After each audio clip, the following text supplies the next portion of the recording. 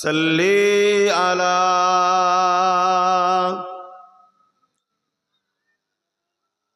আপনারা দাঁড়িয়ে না থেকে বসেন, বস, জোরে জোরে পড়েন আল্লাহুম্মা।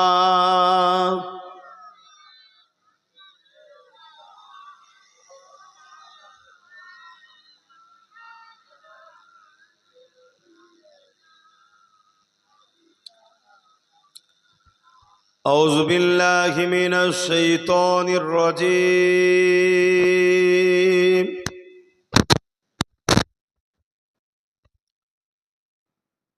বিসমিল্লাহির রহমানির রহিম।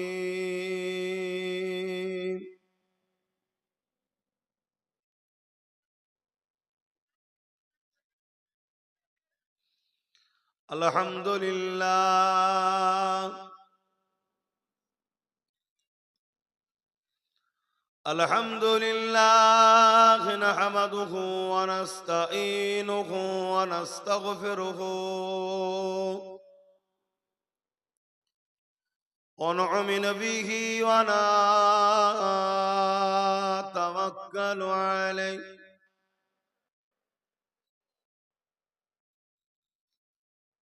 ওয়া নাউযু বিল্লাহি মিন শুরুরি আনফুসিনা ومن سيئات أعمالنا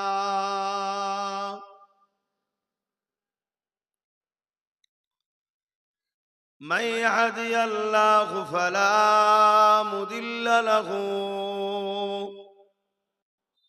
ومن يضلله فلا هادي له ونشهد أن لا إله إلا الله وحده لا شريك له ونشهد أن سيدنا وحبيبنا ومولانا محمدا عبده ورسوله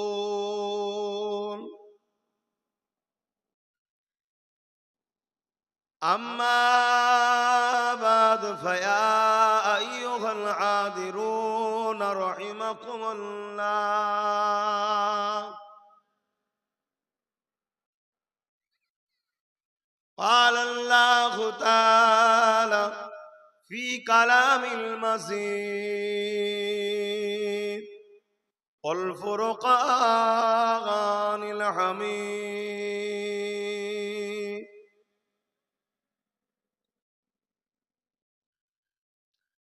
إن الله وملائكته يصلون على النبي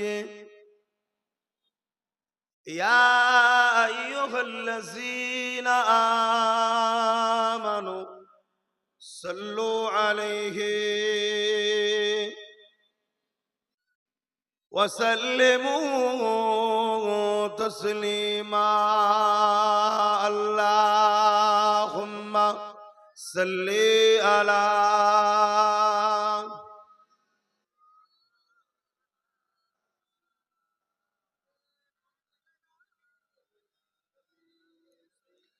এই ছেলে আবার তুমি মোবাইল করছো কেন?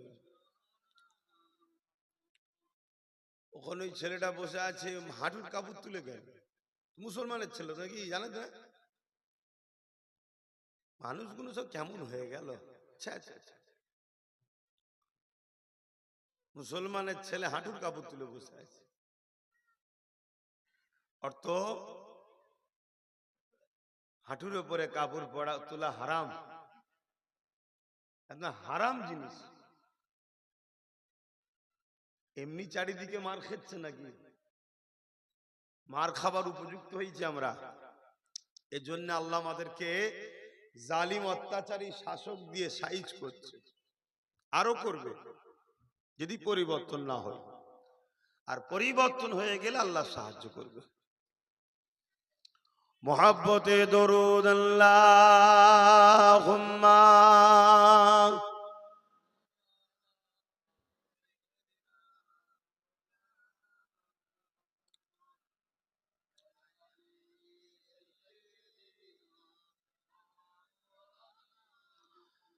सदा है महशुर में लब्बाई लब्बाई जहां उम्मतों ने पुकारा मोहम्मद सदा है महशुर में लब्बाई लब्बाई जहां उम्मतों ने पुकारा मोहम्मद हमें जानो दिल से प्यारा मोहम्मद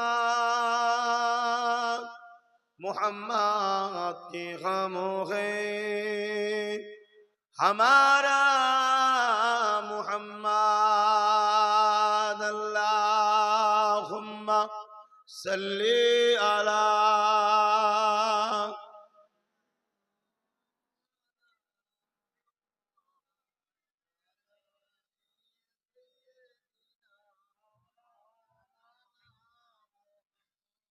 বাবা মার আপনারা কি করেন মাঠের কাজ করেন তো নাকি চাষবাসের কাজ তো চাষবাসের জন্য মাঠে রোদে খাটতে হয় না কথা বলেন হ্যাঁ কি না ও তার বেলায় রোদে খাটতে পারে আর হুজুরের ভালোবাসায় নবীর মাহফিলে ছেলে কোনো না একটু ছাই নেই আর হালকা মেঘ ছায়া রোদ তো মাঝে মাঝে মেঘলাও তো হচ্ছে একটু বসতে কষ্ট হচ্ছে নাকি ওইগুলোর কি হয়েছে ওগুলোর কষ্ট হচ্ছে উঠে আসো এখানে মাহফিলে উঠে আসো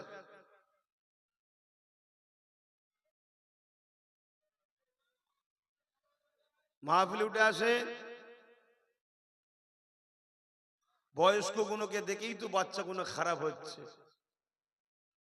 আমরা যদি বড়রা বদমাইশি করি তো বাচ্চারা করবেই আবার বেশি বলার সময় নেই এখন বাপ একদল ছেলে ধরা বেরিয়েছে কথা বুঝছেন না দিন রাত হুজুরদের গীবত করছে দাদা হুজুরের আওলাদরা কিচ্ছু জানে না ওরা বদমাইশ ওরা বাপ দাদা পীর ছিল তাই পীর মুরিদি করে বেড়ায় ওরে শয়তান জানেনি যখন বসেন এক জায়গায় কথা বুঝছেন না বোঝেন না বস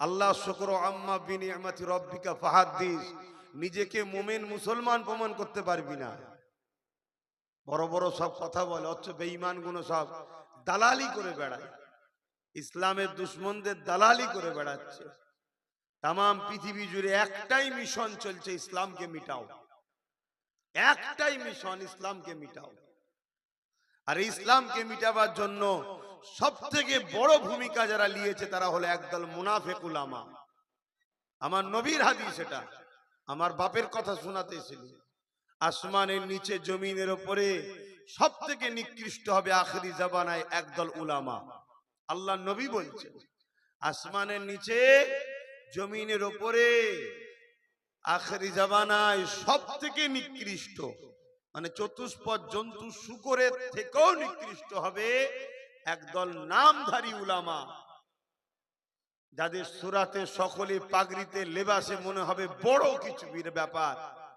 কিন্তু তাদের অন্তরে আমার নবীর ঘৃণা থাকবে আমার নবীর বিদ্বেষ থাকবে তাদের অন্তরে একটাই জিনিস কাজ করবে উম্মত গুণকে নবীর থেকে সরাবো উম্মত গুণকে নবীর থেকে সরাবো এটাই তাদের কাজ চলবে নামাজের বেলায় লাভ মেরে যাবে রোজার বেলায় লাভ মেরে যাবে হজের বেলায় প্রতি বছরে যাবার জন্য ছুটবে কথা বুঝলেন হাজারে আসরে চুমা দিবার জন্য জামা কি বলে ওই এহরাম খুলে চলে যাবে তাও হুঁশ থাকবে না হাজারে আসর চুমা দিতে হবে কিন্তু শয়তান আমার নবীর বেলায় ঠিক আছে ওই মরে গেছে, ওখানে যাওয়ার দরকার নেই। এই ধরনের আকীদা হবে তাদের।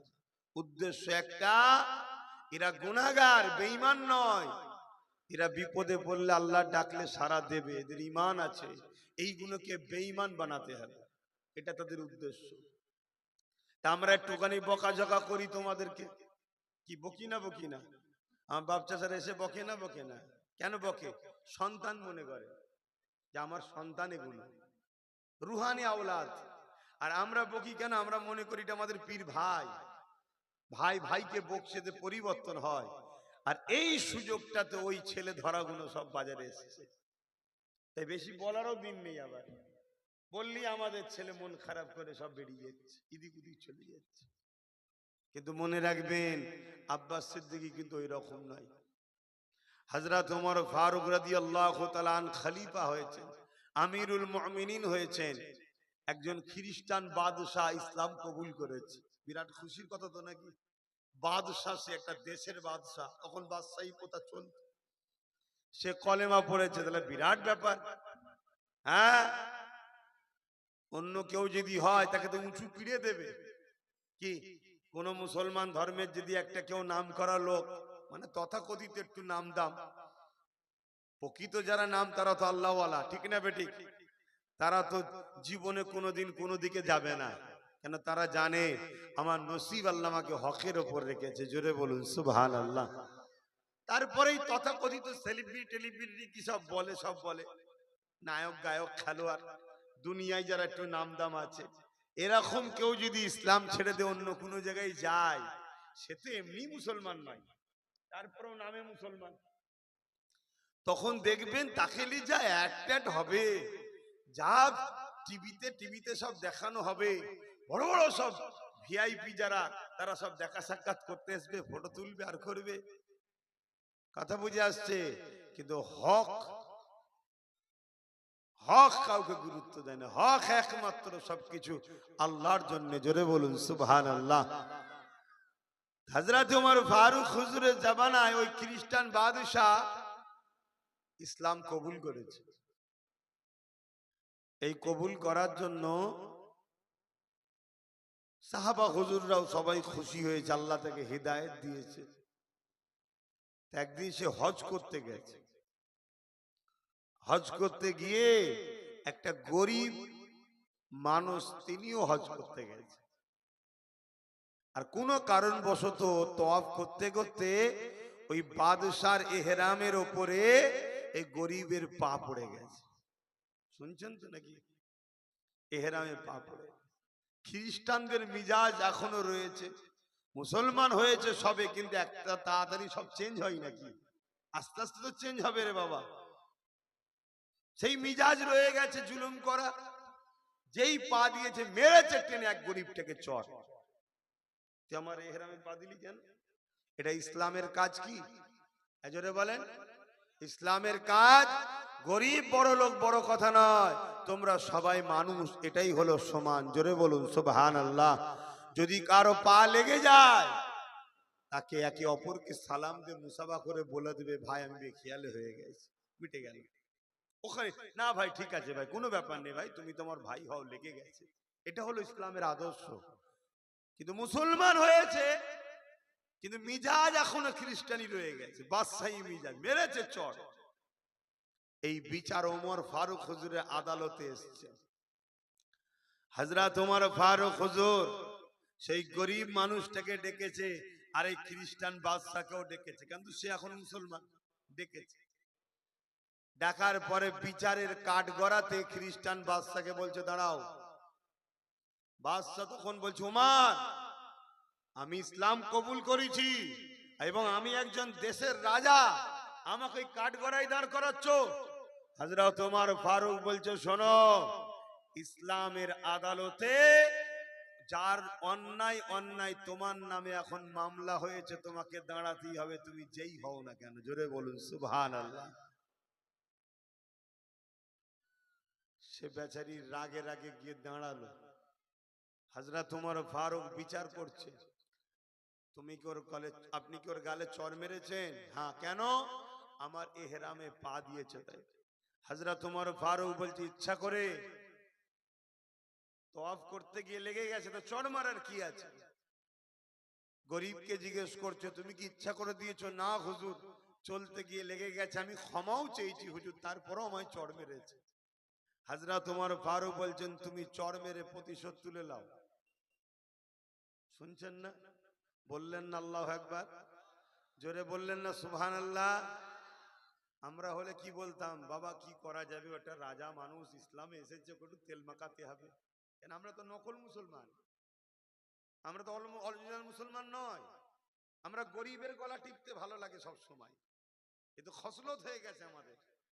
আল্লাহ হিদায়াত করুক আমাকেও আমাদেরকে, বলুন আমিন।